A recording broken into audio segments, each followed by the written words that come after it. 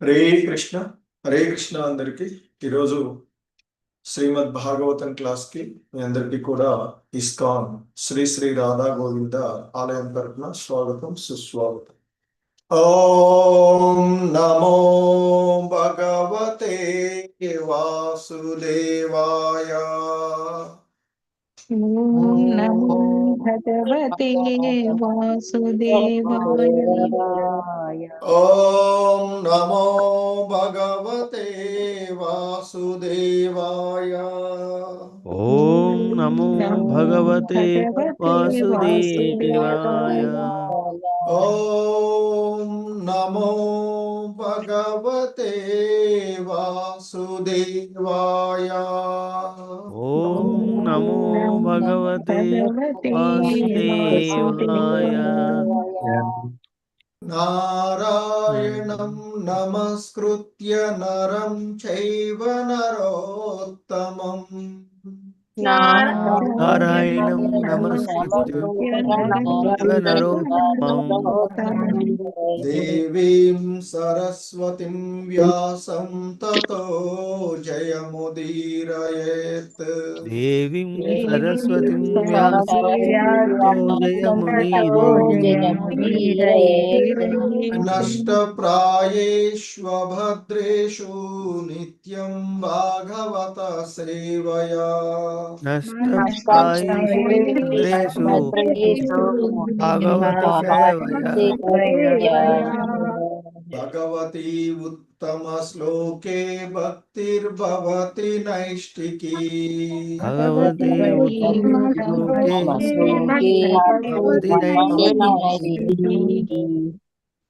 Hare Krishna. So ఈరోజు శ్రీమద్ భాగవతంలోని 4వ స్కందము 8వ అధ్యాయము, అందులో 43 మరియు 44వ శ్లోకాలను ఇస్కాన్ సంస్థాపక ఆచార్యులైనటువంటి శ్రీల ప్రభుపాదుల వారి యొక్క వివరణం ద్వారా ఈ శ్లోకాలను అవగాహన చేసుకోవడానికి ప్రయత్నించుద్దాం. సో ఈ శ్లోకాల్లో ముఖ్యంగా మనకు చెప్పబడేటువంటి అంశం, ధ్యానం యొక్క లక్ష్యము ఆ దేవదేవుడు, ఆ శ్రీహరి, ఆ కృష్ణ భగవానుడు అనేటువంటిది నారదుల వారు చెప్తూ ఉన్నటువంటి అంశం. ఏ కృష్ణ దాని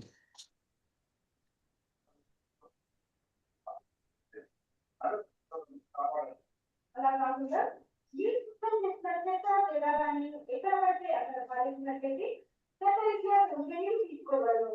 అందుకే మనం స్క్రీన్ వచ్చింది కదా ప్రభు?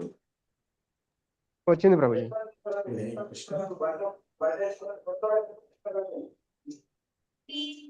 హరే కృష్ణ. శ్రీమద్ భాగవతము 4వ స్కందము 8వ అధ్యాయము 43వ శ్లోకము. హరే కృష్ణ. ప్లీజ్ స్నాత్వా ను సవనం తస్మిన్.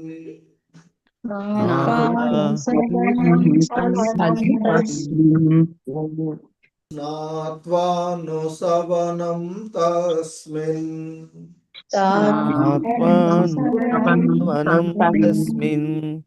స్నాత్వా ను సవనం తస్మిన్.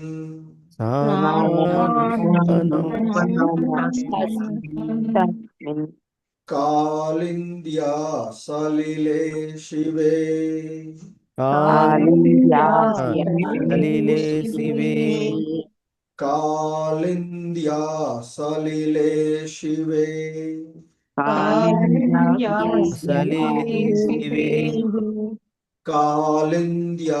సలిలే శివే.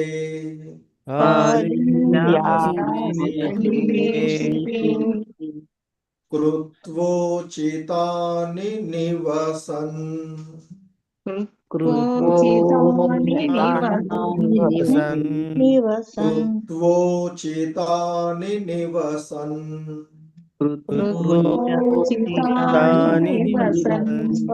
కృత్వోచితాని నివసన్.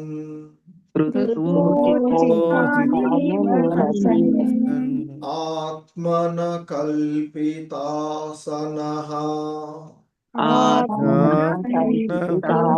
కల్పితాసన ఆత్మన కల్పితాసనః ఆత్మన కల్పితాసనః ఆత్మన కల్పిత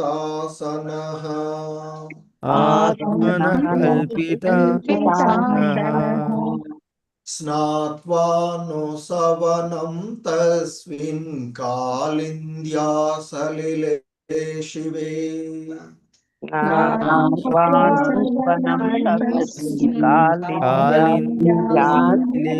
శివే స్నాత్వా ను సవనం తస్మిన్ కాళింద్యా సలిలే శివే సవనం సలిలే కృత్వోచితాని నివసన్నాత్మన కల్పితాసనః కృతోచితాని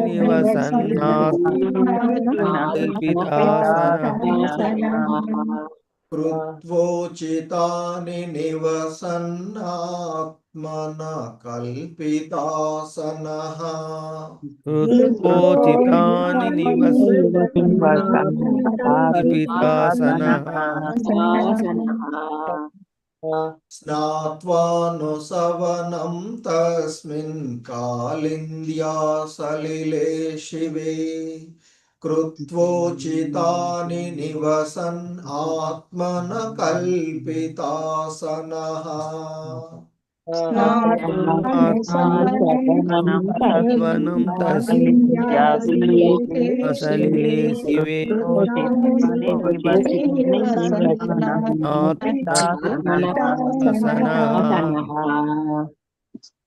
హరే కృష్ణ. వెంకట నరసింహదాస్ ప్రభు, సూర్యప్రకాష్ రావు ప్రభు. हरे कृष्ण प्रभु जी स्वात्वानुसवनं तस्मिन् क्वालिन्द्या सलिले शिवे कृत्वा चितानि निवसन्नात्मनः कल्पितासनः। हरे कृष्ण प्रभु जी। हरे कृष्ण प्रभु जी, धन्यवाद प्रणाम। स्वात्मानु सवनं तस्मिन् कालिन्द्या सलिले शिवे कृत्वोचितानि निवसन्नात्मनः कल्पितासनः। हरे कृष्ण కృష్ణ. प्रभु। మాధవి నీలక్ మాతాజీ, శోభారాణి మాతాజీ. హరే కృష్ణ ప్రభు.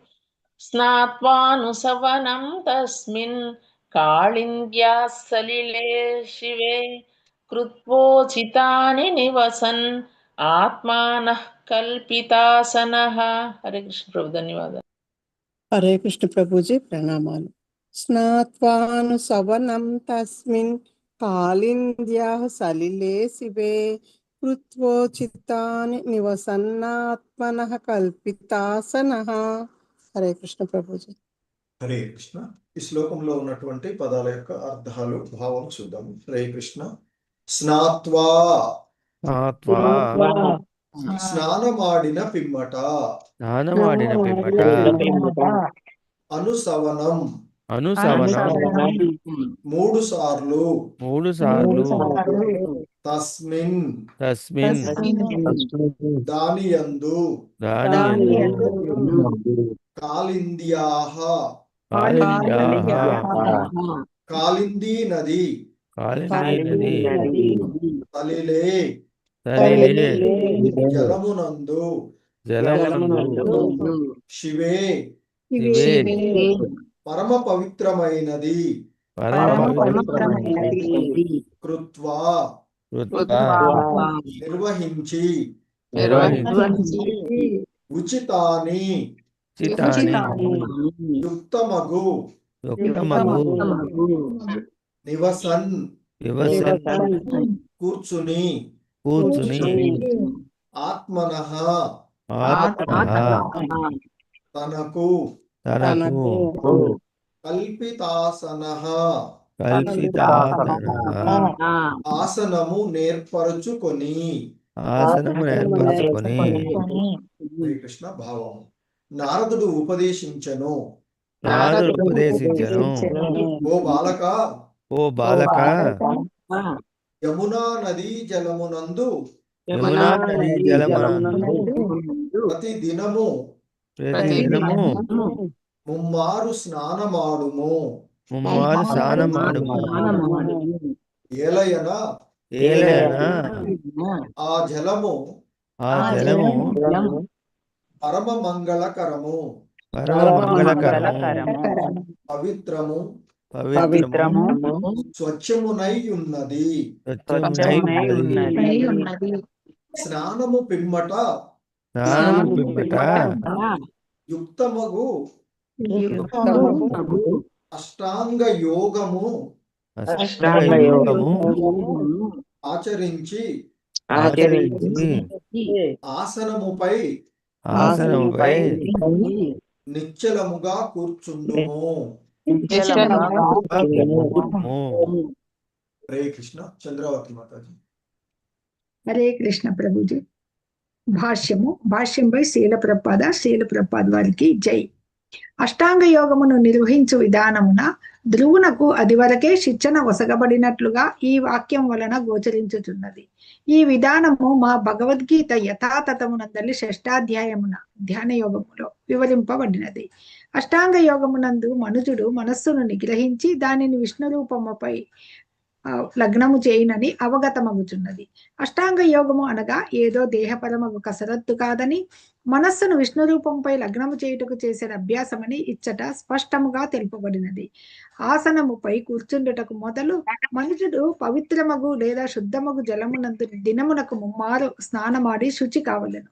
యమునా జలము సహజముగానే పరమ పవిత్రమైనది కనుక దాని యందు ముమ్మారు స్నానమాడిన వారు బాహ్యముగా శుద్ధిపడుననుట నిస్సందేహము. అందుచే యమునా తటమునకు పోయి పవిత్రుడవగుమని ధ్రువునకు నారదుడు ఉపదేశించెను. క్రమానుగతమైన యోగాభ్యాసము నందు ఇది ఒక భాగము. హరే కృష్ణ ప్రభుజీ. ధన్యవాదాలు. హరే కృష్ణ. హరే కృష్ణ. శ్రీమద్ భాగవతము 4వ స్కందము 8వ అధ్యాయము 44వ శ్లోకము. హరే కృష్ణ. ప్లీజ్. ప్రాణాయామేన తీవ్రతా ప్రాణాయామేన తీవ్రతా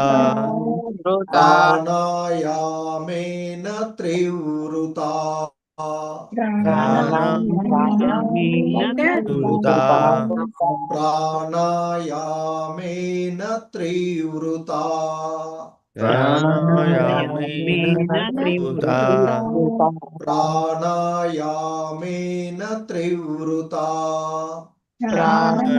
ప్రాణాయామేన తీవ్రతా ప్రాణేంద్రియ మనోమలం ప్రాణేంద్రియ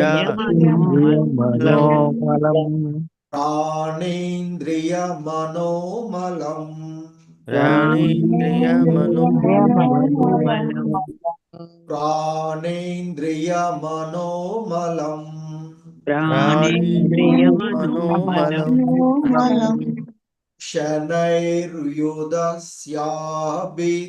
శనైర్యుధస్యాభిధ్యాయేన్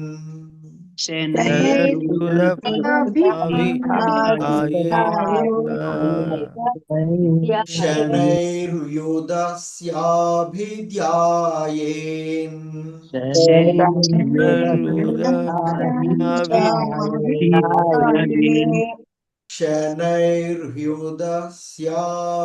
శనైర్యుధస్యాభిధ్యాయేన్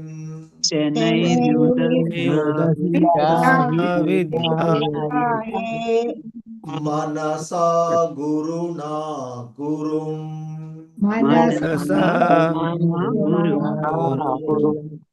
మనసా గురునా గురుం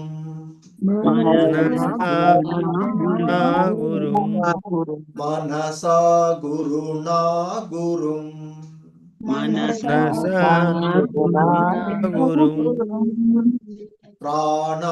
ప్రాణాయామేన తీవ్రతా ప్రాణేంద్రియ మనోమలం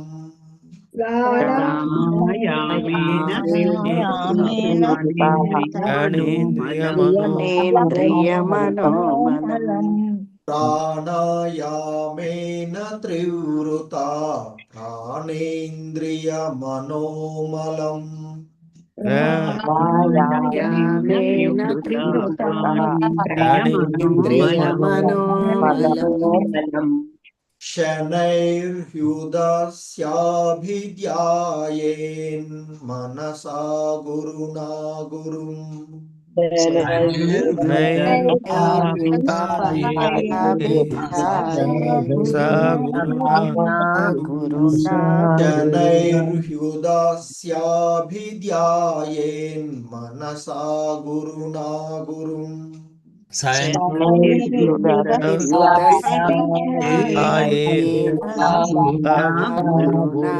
గురుం ప్రాణాయామేన త్రివృతా ప్రాణేంద్రియ మనోమలం శనైర్హ్యుదస్యాభిధ్యాయేన్ మనసా గురునా గురుం ప్రాణాయామేన ప్రాణేంద్రియ మనోమలం ధ్యాయాన్ మనసా గురునా గురుం. హరే కృష్ణ. అరుణ మాతాజీ, శ్రీనివాస సేవికా మాతాజీ. హరే కృష్ణ ప్రభుజీ దండవత్న. ప్రాణాయామేన త్రివృతా ప్రాణేంద్రియ మనోమలం శనైర్వ్యుదస్యాపి ధ్యాయేన్ మనసా గురునా గురుం. ధన్యవాదాలు ప్రభుజీ. హరే కృష్ణ. హరే కృష్ణ ప్రభుజీ ప్రణామాలు. ప్రాణాయామేన త్రివృత ప్రాణేంద్రియ మనోమలం శనైర్యుదస్యాభిధ్యాయేత్ మనసా గురునా గురుం. ధన్యవాదాలు ప్రభుజీ. హరే కృష్ణ. భారతీ మాతాజీ, జయప్రద మాతాజీ. హరే కృష్ణ. హరే కృష్ణ ప్రభుజీ ప్రణామం. ప్రాణాయామేన త్రివృత ప్రాణేంద్రియ మనోమలం శనైర్విద్యస్యాభిధ్యాయేన మనసా గురునా గురుం. ధన్యవాదాలు ప్రభు. హరే కృష్ణ ప్రభుజీ ప్రణామాలు. ప్రాణాయామేన త్రివృత ప్రాణేంద్రియ మనోమలం శనైర్వ్యుదస్యాభిధ్యాయేన్ మనసా గురునా గురుం. హరే కృష్ణ ప్రభు. ధన్యవాదాలు. హరే కృష్ణ. రామనారాయణ చౌదరి ప్రభు, బాల సరస్వతి మాతాజీ. హరే కృష్ణ ప్రభు దండవత్ ప్రణం. ప్రాణాయామేన త్రివృత ప్రాణేంద్రియ మనోమలం శనైర్వ్యుదస్యాభిధ్యాయేన్ మనసా గురునా గురుం. హరే కృష్ణ ప్రభుజీ. హరే కృష్ణ ప్రభుజీ. ప్రాణాయామేన త్రివృత ప్రాణేంద్రియ మనోమలం శనైర్వ్యుదస్యాభిధ్యాయేన్ మనసా గురునా గురుం. ధన్యవాదాలు ప్రభుజీ. హరే కృష్ణ. నీరజ మాతాజీ, విశాలవతి మాతాజీ. హరే కృష్ణ ప్రభుజీ ప్రణామాలు. ప్రాణాయామేన త్రివృత ప్రాణేంద్రియ మనోమలం శనైర్వ్యుదస్యాభిధ్యాయేన్ మనసా గురునా గురుం. హరే కృష్ణ ప్రభుజీ దండవత్ ప్రణామం. ప్రాణాయామేన త్రివృత ప్రాణేంద్రియ మనోమలం శనైర్వ్యుదస్యాభిధ్యాయేన్ మనసా గురునా గురుం. హరే కృష్ణ ప్రభుజీ ధన్యవాదాలు. ఇందుమతి మాతాజీ, రాజేశ్వరి మాతాజీ. హరే కృష్ణ ప్రభు ప్రణామాలు. ప్రాణాయామేన త్రివృత ప్రాణేంద్రియ మనోమలం శనైర్వ్యుదస్యాభిధ్యాయేన్ మనసా గురునా గురుం. హరే కృష్ణ ప్రభు. ప్రణామాలు. ప్రాణాయామేన త్రివృత ప్రాణేంద్రియ మనోమలం శనైర్వ్యుదస్యాభిధ్యాయేత్ మనసా గురునా గురుం. హరే కృష్ణ. హరే కృష్ణ. సో ఈ శ్లోకంలో ఉన్నటువంటి పదాల యొక్క అర్థాలు, భావము, భాష్యము. హరే కృష్ణ. ప్రాణాయామేన ప్రాణాయామము ద్వారా త్రివృత మూడు విధములగు ప్రాణ ఇంద్రియ ప్రాణవాయువు మరియు ఇంద్రియములు. ప్రాణవాయువు మరియు ఇంద్రియములు. ఆ, మనసు, మనస్సు, మలం, మలం, కల్మషము, కల్మషము, శనైః, క్రమముగా, యుధస్య, విడిచి, అభిధ్యాయేత్, ధ్యానింపుము, మనసా, మనసుచే, గురుణా, విచలితుడవు కాకుండా, గురుం, పరమ గురువగు శ్రీకృష్ణుడు.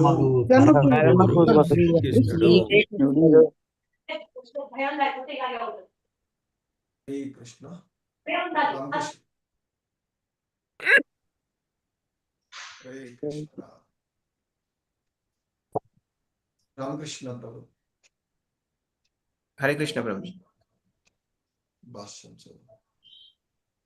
ఇది చదవాలి కదా, అనువాదం చదవాలి. అనువాదం చదవాలి ప్రభు. ఓకే, మీరు ఏదో మాట్లాడుతుంటే నేను ఇటు. ఓకే, హరే కృష్ణ.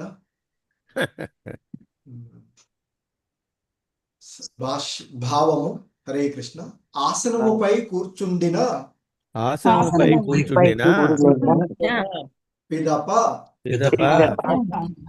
మూడు విధములగు ప్రాణాయామ పద్ధతులను ఆచరించి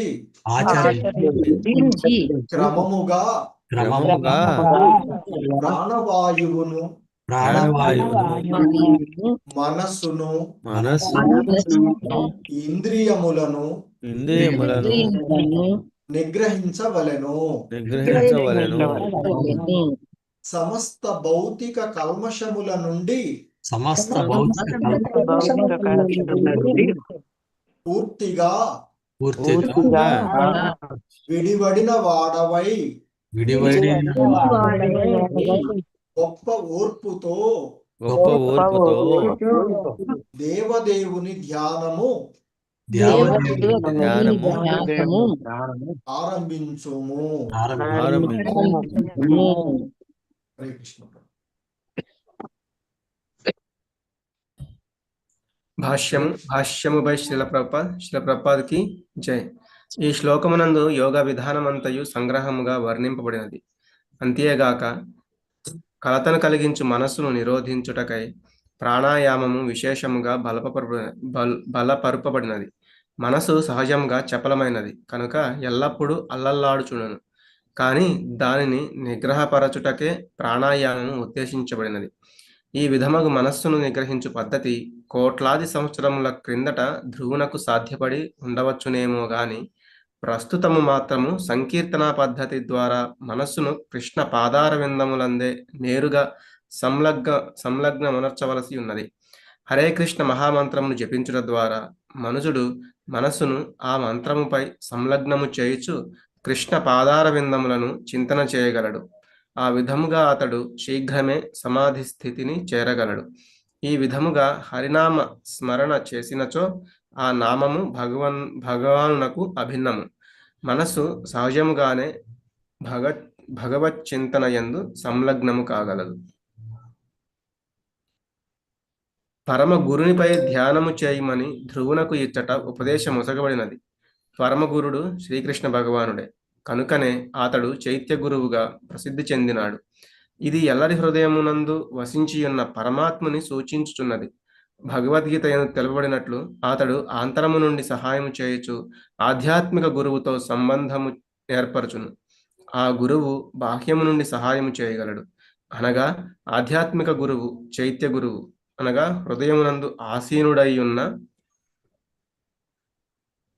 గురువు యొక్క బాహ్య వ్యక్తీకరణమై ఉన్నాడు. విషయ వస్తువులకు సంబంధించిన సంకల్పములన్నింటినీ త్యజించు విధానమే ప్రత్యాహారం అనబడును. అది సమస్త భౌతిక సంకల్పముల నుండి కలాపముల నుండి విడుదలను కూడి ఉండును. మనస్సు స్థిరపడనిదే ఎవ్వరును ధ్యానమును చేయలేరని ఈ శ్లోకమునందు వాడబడిన అభిధ్యాయేత్ అను పదము సూచించుచున్నది. కనుక సారాంశమేమనగా ఆంతరమున భగవానుని చింతించుటయే ధ్యానము. మనుజుడు ఆ స్థితికి అష్టాంగ యోగ విధానమున చేరినను లేదా ప్రత్యక్షముగా ఈ యుగమునకు శాస్త్రములు తెలిపిన విధానమున నిరంతరము హరినామ సంకీర్తనము చేసినను తెలిసిన విధానమున చేరినను లక్ష్యము దేవదేవుడగు శ్రీకృష్ణుని ధ్యానించుటయే. ధన్యవాదాలు ప్రభుజీ. హరే కృష్ణ. హరే కృష్ణ. సో ఇది ఈరోజు ఈ శ్లోకానికి ఇవ్వబడినటువంటి భాష్యము. ఈ 2 శ్లోకాలకు కూడా చెప్పబడ్డటువంటిది. హరే కృష్ణ. ఓం జ్ఞానతిమిరాంధస్య జ్ఞానాంజనశలాకయా చక్షుర్మిలితం యేన తస్మై శ్రీ గురవే నమః. శ్రీచైతన్యమనోభీష్టం స్థాపితం యేన భూతలే స్వయం రూపః కదా మహ్యం దదాతి స్వపదాంతికం. వందేహం శ్రీగురు శ్రీయుతపదకమలం శ్రీగురూన్ వైష్ణవాంశ శ్రీరూపం సగ్రజాతం సహగణ రఘునాథాన్వితం తం సజీవం సాద్వైతం సావధూతం పరిజన సహితం కృష్ణ చైతన్యదేవం శ్రీ రాధా కృష్ణ పాదాన్ సహగణ లలితా శ్రీ విశాఖాన్వితాంశ. నమో ఓం విష్ణుపాదాయ కృష్ణ ప్రేష్టాయ భూతలే శ్రీమతే భక్తి వేదాంత స్వామినితి నామిని. నమస్తే సారస్వతే దేవే గౌరవాణి ప్రచారిణే నిర్విశేష శూన్యవాది పాశ్చాత్యదేశ తారిణి. జయ శ్రీ కృష్ణ చైతన్య ప్రభు నిత్యానంద శ్రీ అద్వైత గదాధర శ్రీవాసాది గౌర భక్త వృంద. హరే కృష్ణ కృష్ణ కృష్ణ హరే హరే హరే రామ రామ రామ హరే హరే. హరే కృష్ణ. సో నారదుడి యొక్క ఉపదేశాలను భక్త ధ్రువుడికి చేస్తూ ఉన్నటువంటిది మనము చూస్తూ ఉన్నటువంటిది. సో ఆ క్రమంలో ఆయన తను కోరుకున్నటువంటి కోరికలు నెరవేరడానికి ఆ భగవంతుణ్ణి ఆశ్రయించుటయే ఏకైక మార్గము అని చెప్పి ఆ విషయాన్ని తన తల్లి అతడికి ధ్రువుడికి చెప్పింది కనుక ఆ విధానంలోనే నియుక్తుడవై ఉన్నట్లయితే నీ యొక్క అభీష్టము పూర్ణము అవుతూ ఉంటుంది అని. మరి ఎందుకంటే భగవత్ సేవయే ఏకైక మార్గము దేనినైనా నెరవేర్చుకోవడానికి అని ఆ నారదముని ఉపదేశిస్తూ, ఓ బాలక నీకు శుభమగుగాక, మరి నీ యొక్క కోరికను నెరవేర్చుకోవడానికి ఆ భగవంతుని యొక్క భక్తియుత సేవలో నీవు నిమగ్నం అవ్వడానికి ఆ పరమ పావనమైనటువంటి పుణ్య మధువనమునకు పోయి అచ్చట పవిత్రుడు వగుము ముందు. ఎందుకంటే ఆ ప్రదేశంలో శ్రీహరి నిత్య నివాసుడై ఉండేటువంటి ప్రదేశం కనుక ఆ పుణ్య ఆ మధువనము దగ్గరికి వెళ్ళి అక్కడ నీవు పవిత్రుడు వగుము, ఆ పవిత్రమైన కారణంగా భగవద్ దర్శనము నీకు అవుతుంది అని అతడు అక్కడ ఆ పుణ్య మధువనం తీర్థ ప్రదేశానికి వెళ్ళమని, అక్కడ ధ్యానం చేయమని, అంటే ధ్యానము అనేది భగవంతుడి గురించి. సో ఆ విషయాన్ని ధ్రువుడుకి నారద మహర్షి తెలియచేస్తూ ఉన్నటువంటి క్రమం. ఆ క్రమంలో మరి ఆ ధ్రువుడు ఏ విధంగా ఆ భగవంతుణ్ణి మరి ధ్యానం కావించాలి అనేటువంటి విషయాలను తెలియచేస్తూ ఈరోజు శ్లోకములలో చెప్తూ ఉన్నటువంటిది.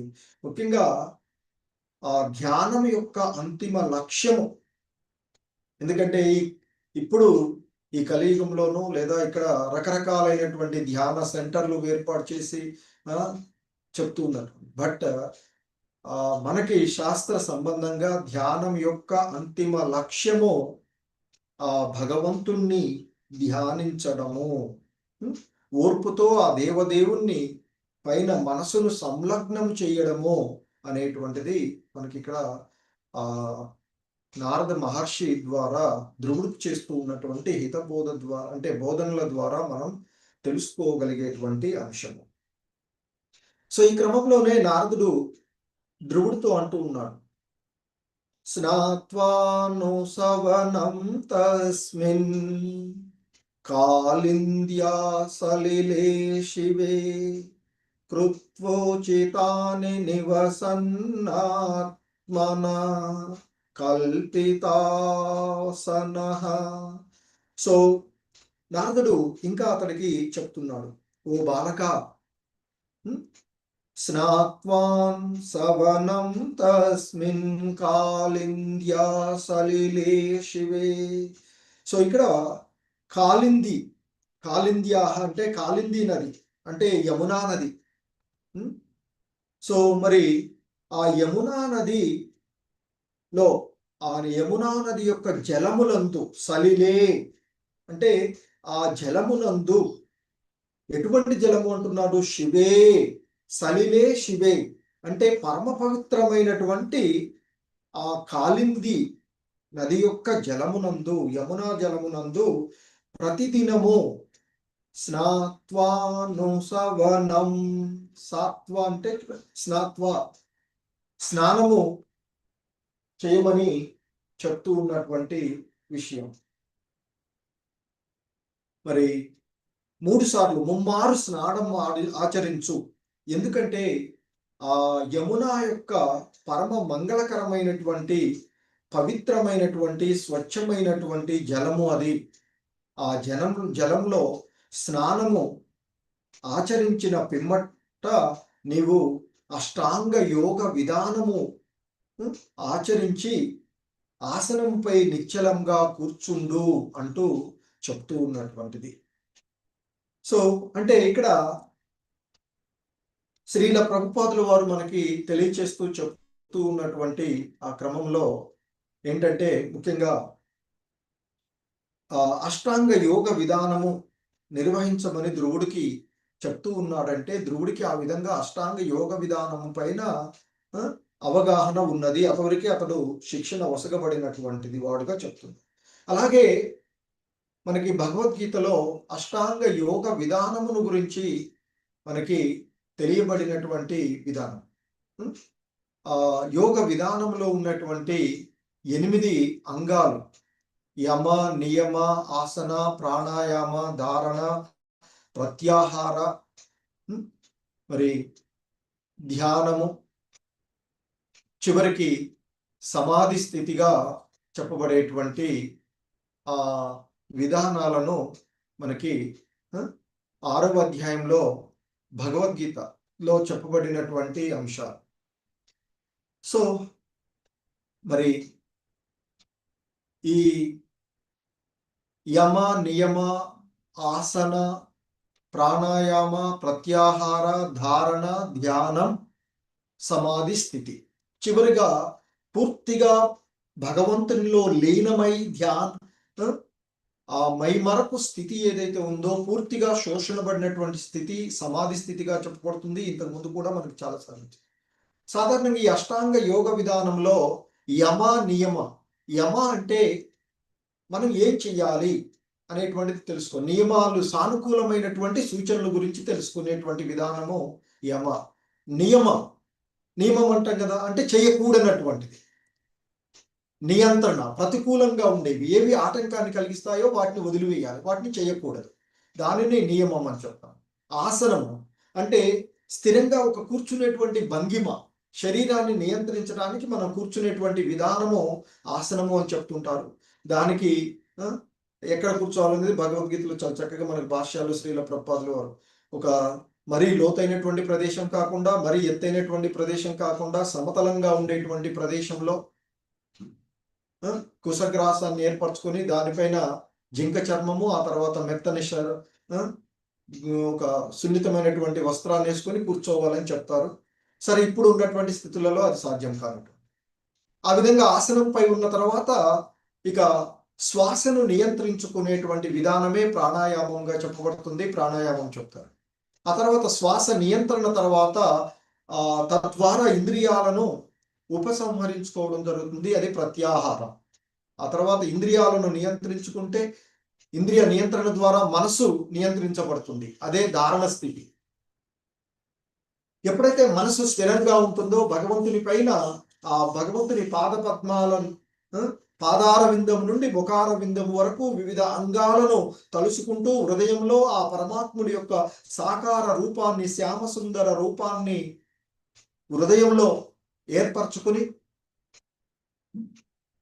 ఆయనను నిరంతరము ధ్యానించడం, విష్ణునామ స్మరణం చేయడమే ధ్యానం. ఆ విధంగా ధ్యానం చేస్తూ చేస్తూ పరిపూర్ణమైనటువంటి స్థితిలోనికి అతడు చేరుకుంటాడు. పూర్తి శోషణ స్థితికి. అది సమాధిగా చెప్పబడుతుంది. అది అష్టాంగ యోగ విధానము మనకి భగవద్గీతలో ఇవ్వబడినటువంటి 8 అంగాలు: యమ, నియమ, ఆసన, ప్రాణాయామ, ధారణ, ప్రత్యాహార, ధారణ, ధ్యానము, సమాధి స్థితి. సో అయితే ఈ అష్టాంగ యోగ విధానము ధ్రువుడికి శిక్షణ ఇవ్వబడింది అనేటువంటి విధానంగా చెప్తున్నారు. సో అలాగే మరి ధ్యానం అంటే ఏదో దేహం పైన కసరత్తు చేసి దేహాన్ని ఫిట్నెస్ గా ఉంచుకోవడానికి అని వివిధ రకాలుగా చెప్పేటువంటిది కాదు అనేటువంటి విషయాన్ని చెప్తూ ఉన్నారు. చాలా స్పష్టంగా చెప్పబడుతున్నటువంటిది ఏంటంటే ధ్యానము ఆ భగవంతుడి కొరకు. సో మరి ఆ భగవంతుణ్ణి దర్శించుకునేటప్పుడు మనకి ఈ శుచిత్వము, సదాచారాల్లోనూ భగవంతుని దాంట్లో ఈ cleanliness is next to the God అని చెప్తారు శ్రీల ప్రభుపాదులు వారు. శుభ్రత్వం కూడా చాలా ముఖ్యం. ఈ శుభ్రత్వం అనేటువంటిది బాహ్య ఆంతరంగికమైనటువంటి శుభ్రత్వాలు ఉంటాయి. సో ఇక్కడ మరి మనం బాహ్యంగా శుభ్రంగా ఉంటే మనసు ఆహ్లాదంగా ఉంటుంది కనుక ఆంతరంగికంగా కూడా శుభ్రపడుతూ ఉంటాం. సో కనుక ముందు బాహ్య శుభ్రతను గురించి ఇక్కడ తెలియచేస్తూ ఈ శ్లోకంలో 43వ శ్లోకంలో, ఓ బాలక, ఆ కాళింది నది జలమునందు, ఆ యమునా జలమునందు ప్రతిదినము ముమ్మారు స్నానమాచరించు.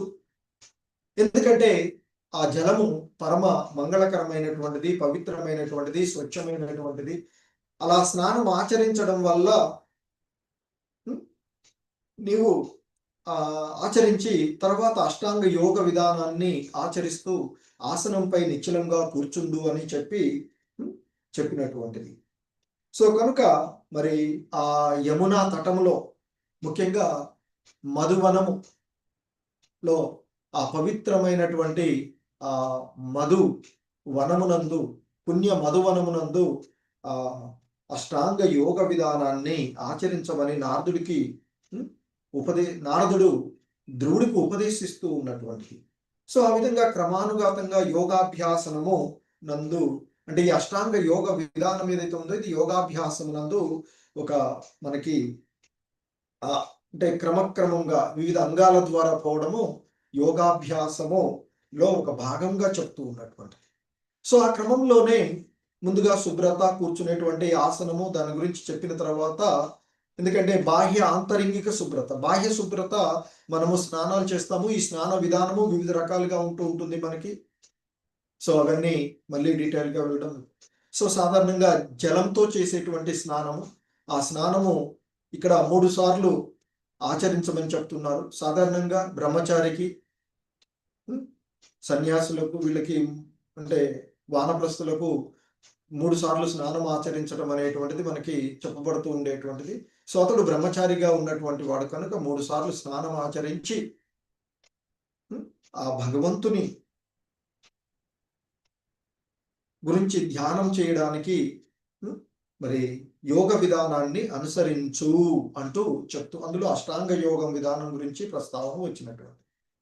సో ఇంకా చెప్తూ ఉన్నారు తదుపరి, ప్రాణాయామేన త్రివృత ప్రాణేంద్రియ మనోమలం.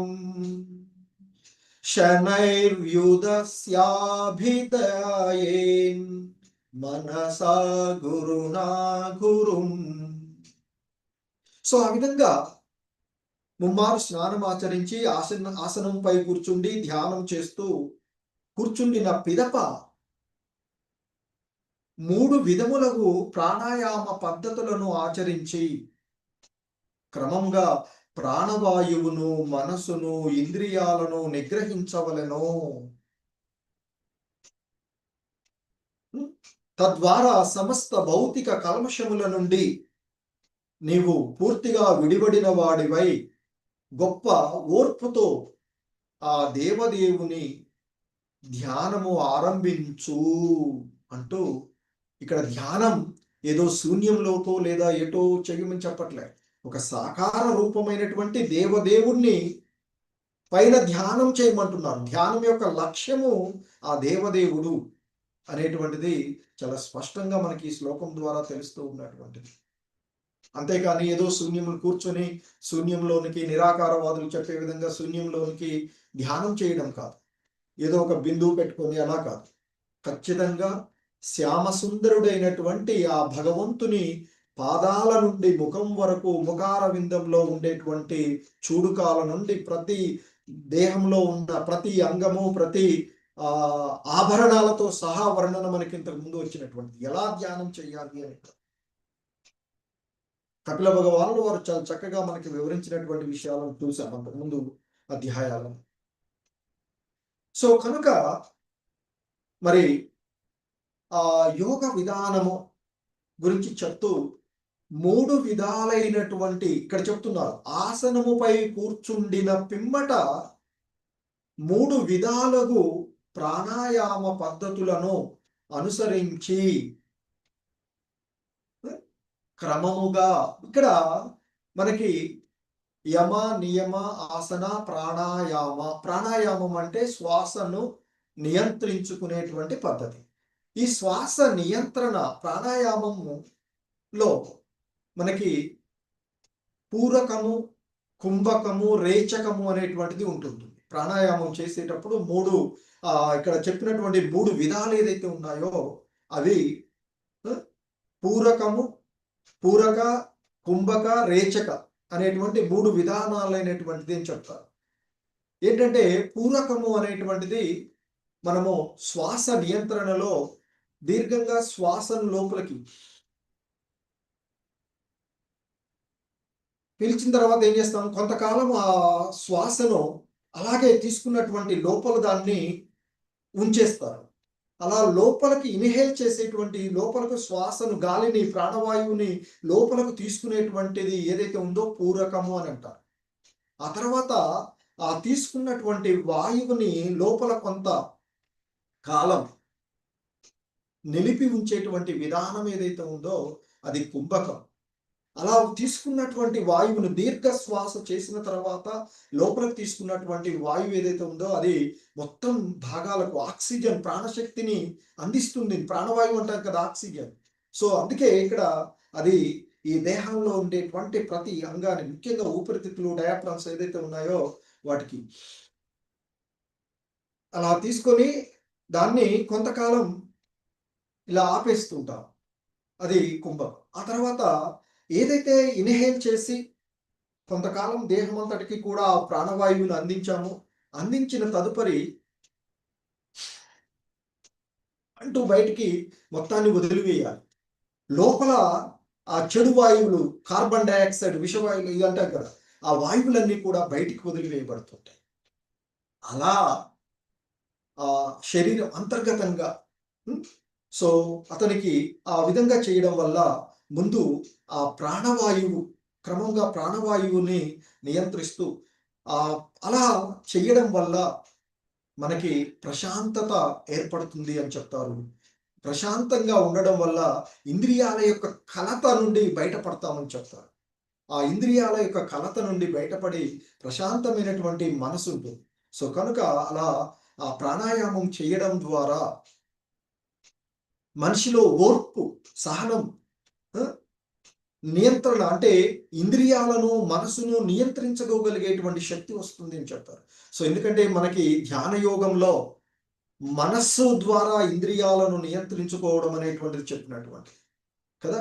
సో దానికి అర్జునుడే చెప్తాడు, ఎలానయ్యా ఈ చంచలమైనటువంటి మనసును ఆధీనంలో ఉంచుకునేది అని చెప్తారు. ఎందుకంటే చాలా చంచల స్వభావం కలిగినటువంటి మనసు కనుక ఇంద్రియాలు ఏ ఒక్క ఇంద్రియమైనా దాని వైపు మనసు ఇలా ఆకర్షించబడినట్లయితే, ఎలాగైతే ఒక సముద్రంలో పడవను నావను ఒక దాని మార్గం నుండి బయటికి నెట్టేస్తుందో, అలాగే ఏ మాత్రం ఏ ఒక్క భౌతికమైనటువంటి విషయాలపైన మన మనసు ఇదైందో వెంటనే మనము ఈ భక్తి మార్గం నుండి బయటపడేటువంటి అవకాశం ఉంటుంది, పక్కకి నెట్టవేయబడుతూ ఉంటుంది.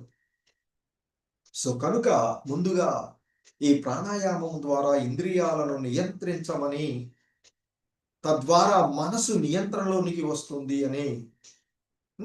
సో కనుక ఈ ప్రాణాయామం చేయడం ద్వారా ఈ విధానం ప్రాణాయామాన్ని ఆచరించడం ద్వారా ప్రాణవాయువు, మనస్సు, ఇంద్రియాలు అన్నీ కూడా నిగ్రహించబడతాయి. అలా నిగ్రహించబడినటువంటి స్థితిలో ఈ సమస్తమైనటువంటి భౌతిక కల్మషాల నుండి పూర్తిగా విడిపడడం వల్ల గొప్ప ఓర్పు వస్తుంది. ఆ ఓర్పు ద్వారా అదే కదా మనకి యమ, నియమ, ఆసన, ప్రాణాయామం. సో ఆ ప్రాణాయామం తర్వాత మనకు వచ్చేది ఏంటి? ప్రత్యాహారం. అలా ప్రాణాయామం చేయడం వల్ల ఇంద్రియాలను ఉపసంహరణ, ఇంద్రియార్థాల నుండి, ఇంద్రియ విషయాల నుండి ఉపసంహరణం జరుగుతుంది. అలా ఇంద్రియాలు ఉపసంహరణ జరిగినప్పుడు మనసు ప్రశాంతంగా ఉంటుంది, మనసు నియంత్రించబడుతుంది, మనసు ఆ శోషణకు పరిష్కరించటం జరుగుతుంది. సో కనుక అప్పుడు గొప్ప ఓర్పుతో సో ఇంద్రియాలు ఉపసంహరించుకొని మనసును నియంత్రించుకున్నటువంటి స్థితిలోనికి వచ్చినప్పుడు ఈ శ్వాసని అలా చేయడం వల్ల ఈ దేహాన్ని కూడా మనసు ప్రశాంతమై ఉత్తేజమైనటువంటి స్థితి, ఆధ్యాత్మికమైనటువంటి అంటే భౌతికమైనటువంటి విషయాల నుండి ఉపసంహరణ జరిగి, ఇంద్రియ ఉపసంహరణ జరిగి గొప్ప ఓర్పు కలిగి అప్పుడు ధ్యానం చేయమంటున్నారు, ధ్యానం ఆరంభించు అంటున్నారు. ధ్యానం ఎవరిపైన? ఆ దేవదేవునిపై. ఓర్పుతో దేవదేవుని ధ్యానం చెయ్యి. ఇక్కడ చెప్పినటువంటి శనైర్యుధస్స అభిధ్యాయేన్ మనసా గురునా గురుం. ఇక్కడ శనై అంటే క్రమముగా, వ్యుధస్య అంటే ఆ ప్రాణాయామాన్ని అభ్యాసం చేయడం వల్ల క్రమక్రమంగా ఆ భౌతికమైనటువంటి కల్మషాలన్నింటినీ కూడా విదిలిపెట్టేసి ఇక్కడ చెప్తున్నటువంటి ఆ మనోమలం చెప్పబడినటువంటి ఆ మనసు, ఆ మలం కల్మషాల నుండి క్రమక్రమంగా వదిలివేయబడుతుంది. అభిజ్ఞాయేత్ మనసా గురునా గురుం. సో ఇక ఎటువంటి విచలనం లేకుండా స్థిరంగా ఆ గురుం, పరమ గురువు అయినటువంటి శ్రీకృష్ణుడి పైన, ఆ విష్ణువు పైన ధ్యానం చెయ్యి అంటూ చెప్తూ ఉన్నటువంటిది. సో శ్రీల ప్రభుపాదులు వారు చెప్తూ మనకి ఆయన చెప్తారు, మరి పరమ గురువుపై ధ్యానం చేయమని ధ్రువుడికి ఉపదేశం చేసినటువంటిది ఇక్కడ ఆ పరమ గురువు అయినటువంటి వాడు శ్రీకృష్ణ భగవానుడే అని చెప్తున్నారు. మరి ఆయనే చైతన్య గురువుగా ప్రసిద్ధి అయినటువంటి వాడు. చైతన్యం హృదయంలో ఉండి, భగవద్గీతలో చెప్తారు, నా భక్తుల యొక్క హృదయంలో ఉండి నేను ఆ అజ్ఞాన అంధకారాన్ని తొలగించి జ్ఞానజ్యోతిని వెలిగిస్తాను. ఎందుకంటే మనకి 10వ అధ్యాయంలో చతుశ్లోకే భగవద్గీత అంటూ చెప్పబడినటువంటి ఆ శ్లోకాలలో 8, 9, 10 శ్లోకాలు 10 ఉండేటువంటి ఆ శ్లోకాలలో మనకి చెప్తారు, హృదయంలో నేను నిలిచి ఆ అజ్ఞాన అంధకారాన్ని తొలగించి జ్ఞానజ్యోతిని వెలిగిస్తాను అని చెప్తారు. అంటే ఇక్కడ ఆ చైతన్య గురువు ఎవరైతే ఉన్నారో అంటే ఆ పరమాత్ముడు, హృదయస్థ పరమాత్ముడు, మరి ఆయన ఆ విధంగా అక్కడ ఉండి శిక్ష, ఆ చైతన్య గురువు యొక్క బాహ్య రూపమే ఈ ఆధ్యాత్మిక గురువు, బాహ్య గురువు అని చెప్తుంటారు. బయట మనకి లభించేటువంటి గురువు ఆ భగవంతుని యొక్క ప్రతినిధిగా ఉన్నటువంటి వాళ్ళుగా చెప్తున్నారు. అయితే మరి ఇప్పుడు ధ్రువుడికి తెలుపబడినటువంటి ఈ విధానము కోట్ల సంవత్సరాలకు పూర్వమైనటువంటిది కనుక, ఎందుకంటే ఈ సత్యయుగము, ద్వాపరయుగం, త్రేతాయుగము, ద్వాపరయుగము, కలియుగము నిరంతరం జరుగుతూ ఉంటాయి. ప్రతి యుగంలో ఈ లీలలు జరుగుతూనే వస్తూ ఉంటుంటాయి. కనుక ఇది ఎప్పుడో జరిగినటువంటిది అయి ఉండవచ్చు. కానీ ఇప్పుడున్నటువంటి ఈ పరిస్థితులలో ఈ కలియుగ కల్మషాల నుండి బయటపడేటువంటి ఏకైక మార్గము మనకి చెప్పబడినటువంటిది హరే కృష్ణ ధ్యానం మాత్రమే అనేటువంటిది చెప్తున్నారు. అదే హరే కృష్ణ కృష్ణ కృష్ణ హరే హరే, హరే రామ రామ రామ హరే హరే అంటూ భగవన్నామ స్మరణం. ఎందుకంటే ఈ కలియుగంలో మనము ఆ భగవంతుని యొక్క నామమును స్మరించటం తప్ప మరొక ఈ 16 పదాలు కలిగినటువంటి ఆ నామాన్ని మనము నిరంతరము ధ్యానించడం తప్ప వేరొక మార్గము ఏదీ లేదు అని చెప్పబడుతూ ఉన్నటువంటిది. సో కనుక ఎందుకంటే ఆ భగవంతుని యొక్క నామము, ఆ భగవంతుడు అభిన్నులుగా చెప్పబడుతూ ఉన్నటువంటిది. సో కనుక మరి ఇప్పుడు మనము ఆ కోట్ల సంవత్సరాలకు పూర్వము ధ్రువుడు ఆచరించినటువంటి ఆ విధానాన్ని మనము ఆచరించలేకపోవచ్చు. కనుకనే మనకి ఈ కలియుగంలో ముఖ్యంగా ఈ యుగ ధర్మంగా ఉన్నటువంటి హరే కృష్ణ మహామంత్రాన్ని జపించడం ద్వారా ఏదైతే ధ్రువుడికి పొందినటువంటి ఫలితాలను మనము ఇప్పుడు పొందవచ్చు అని చెప్పేటువంటి విషయాన్ని మనకి శ్రీల ప్రభుపాదులు వారు చెప్తూ ఉన్నటువంటిది. సో ఆ విధంగా ధ్రువుడు ఆ భగవంతుని పైన ధ్యానం చేస్తూ ఉన్నట్టు, ధ్యానం యొక్క లక్ష్యము ఆ భగవంతుడు అనేటువంటి అంశాన్ని నారదులు వారు తెలియచేసినటువంటి విషయాన్ని మనము చూసినటువంటి. హరే కృష్ణ. జగద్గురు శ్రీల ప్రభుపాద్ కీ జై.